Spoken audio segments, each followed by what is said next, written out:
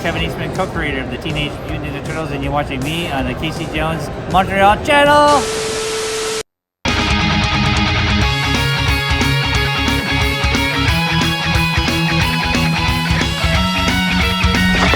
Class is Pain 101. The instructor's Casey Jones. Hey! Salut fans! Et bienvenue encore une fois à une review de votre chum Casey Jones! Aujourd'hui sur la chaîne, hey! Mais semble que ça fait longtemps que j'ai pas fait de review des figurines de la série du cartoon de 87. Mais oui, toi! Mais ça a l'air que Nika, pendant le Huluton, ont sorti un beau duo de tata. Mais là, c'est quoi un tata? Un imbécile! En fait, deux imbéciles! De qui que je parle? Ben oui, toi! Nika nous sort encore un 2-pack de Rocksteady pis Bebop. Ben cette fois-là, il est déguisé en grand-maman pis en bébé. Pis c'est fait par Nika. Et ben, je les avais déjà ouvertes, fait qu'ils sont plus dans la boîte. Fait que je vous fais la review. C'est parti!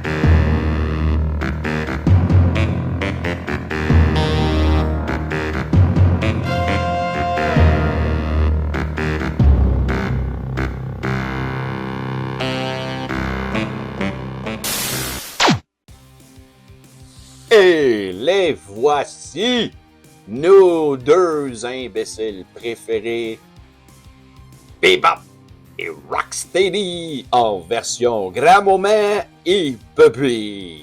Oui! Donc, ben oui, Granny Bebop et Baby Rocksteady. Ces deux-là sont sortis pendant le Huluton, si je ne me trompe pas, ou peut-être avant. Anyway, Nika nous habitue depuis quelques années à nous sortir des 2-packs de différentes versions de Bebop et Rocksteady. Et ben la plus récente, c'est ces deux. Donc ça, c'est tiré de l'épisode Four Turtle and a Baby. Si je ne me trompe pas, dans je vais vous le marquer ici, le titre officiel et de quelle saison ça vient, pour faire une histoire courte. Les Neutrinos, dans le fond, le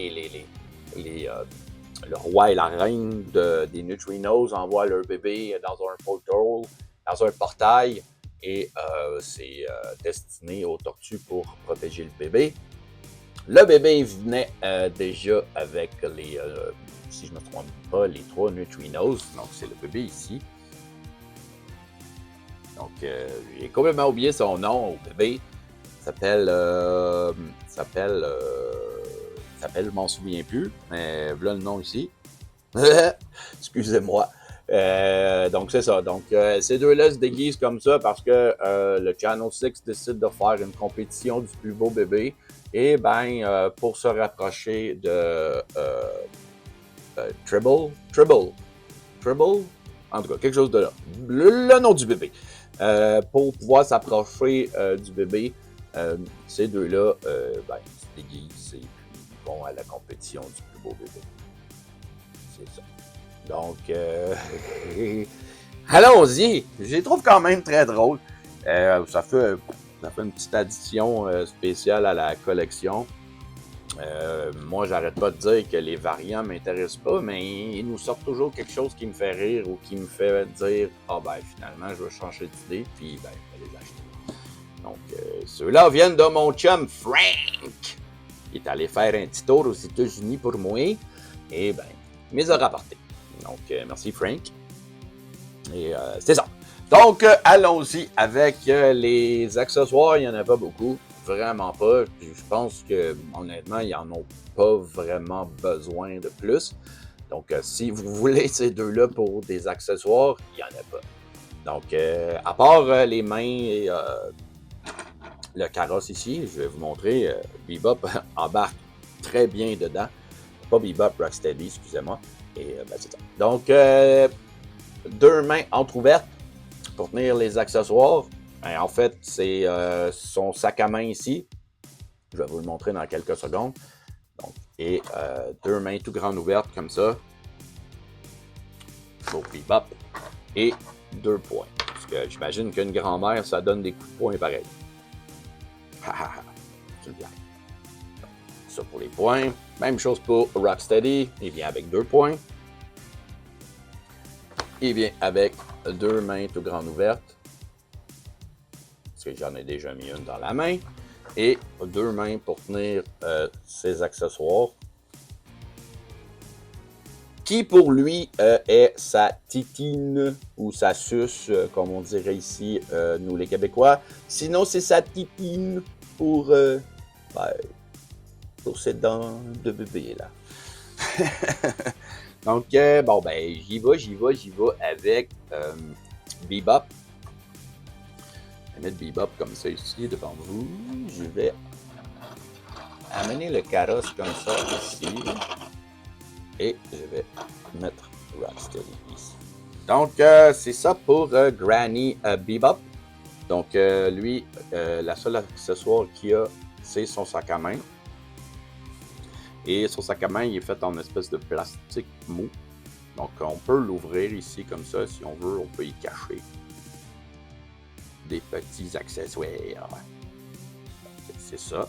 Et, ben, sa sacoche, on peut, ben, son sac à main, on peut soit le mettre sur son épaule comme ça, ou faire comme moi, lui mettre dans la main, comme ça ici. Et voilà. Ouais, je vais la mettre de l'autre côté, parce que là, il est comme à l'envers.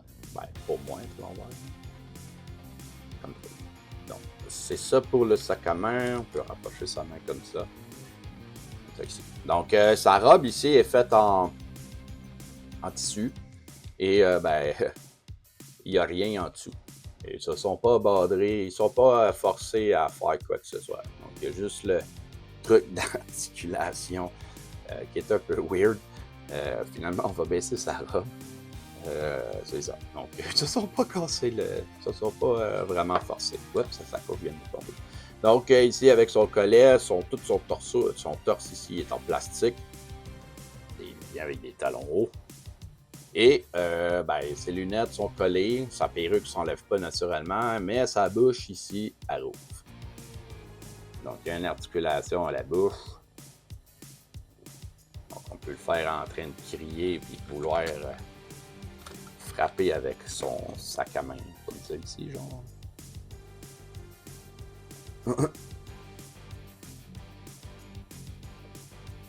Voilà.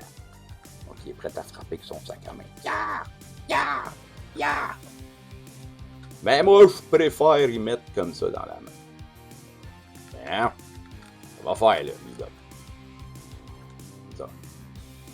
Son sac à main, comme ça. Bon. OK. Avant de vous faire Rocksteady, je vais vous montrer ici le pouce-pouce. Donc, c'est un gros pouce-pouce avec des roues en métal, avec des roues en plastique, mais avec des supports en métal comme ça. Les roues tournent.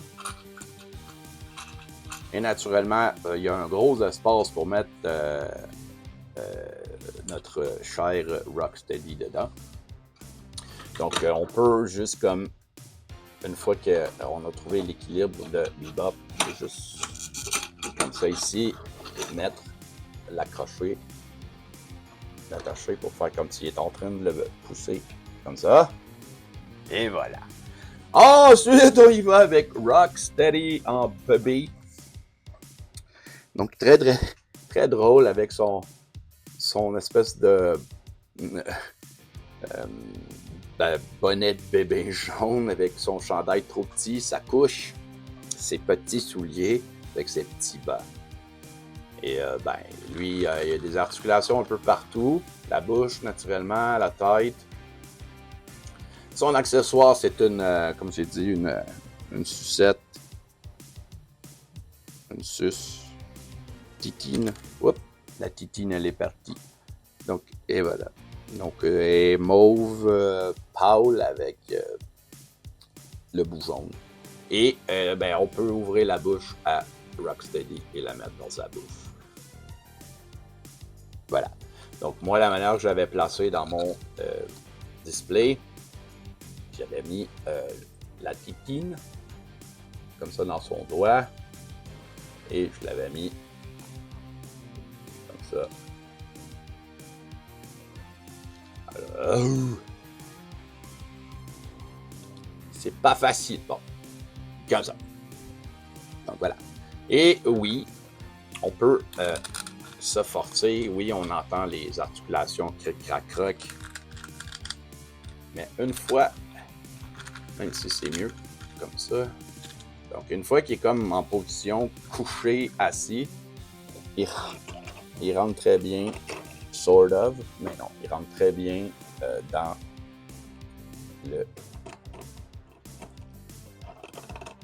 le pouce-pouce.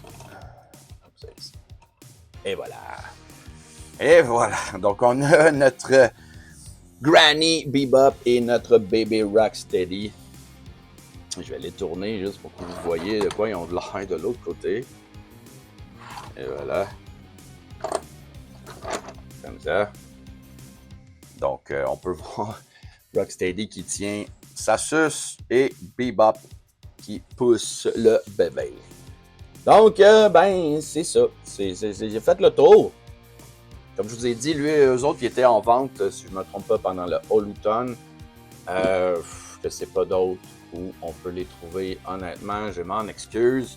Je peux essayer pendant que je fais le montage de trouver une place où ils les vendent, mais peut-être sur allluton.com encore. Il faudrait que je vérifie. Vérifiez dans les commentaires. Peut-être que j'ai mis un lien pour le commander à quelque part. Sinon, j'ai fait le tour. C'est votre chum Casey Jones qui vous a fait la review de Baby Rocksteady et Granny April. Granny April? Non! Granny Bebop! Je me suis trompé. Pas dans le bon univers. En tout cas, c'est ça qui est ça. Ciao!